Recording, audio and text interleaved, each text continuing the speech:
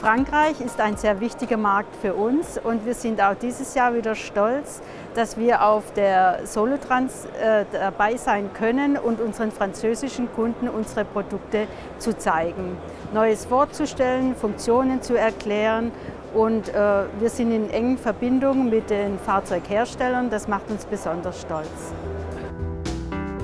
Une nouvelle édition pour Voith qui revient cette année avec des produits déjà connus mais qui sont en pleine phase d'expansion, dont notamment le compresseur d'air pour les bus cars et aussi pour les camions. Et puis pour le système de turbo-coupleur ralentisseur, le VIAB, qui permet d'avoir des actions de démarrage et de freinage donc sans usure sur des applications du type transport exceptionnel ou éventuellement même des applications type chantier et véhicules à utilisation difficile, on va dire. 2015 a été une année pour nous qui nous a permis d'initier des démarches d'accompagnement des clients quant à l'utilisation de nos produits, notamment concernant l'utilisation du ralentisseur. Donc nous avons mis en place des systèmes de formation. C'est pour nous quelque chose de très important parce que se rend compte finalement que au-delà de la partie technique enseignée par le constructeur, quel qu'il soit, on se rend compte qu'il y a un gros travail à faire par rapport au comportement du conducteur et notamment lors du bon usage lorsqu'il sera en exploitation. Ce qui était le plus intéressant par rapport à ce qui a pu être mis en place avec Voith, c'était de pouvoir parler en termes de distance et non plus en termes de kilowatts, puisqu'un conducteur, lorsqu'on lui parle de kilowatts, pour lui ça ne veut pas dire grand-chose.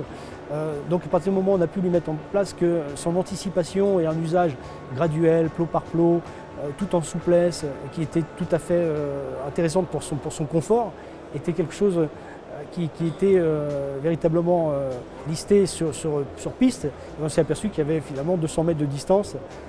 Et pour ça parle. Effectivement, le retour est excellent à ce niveau-là.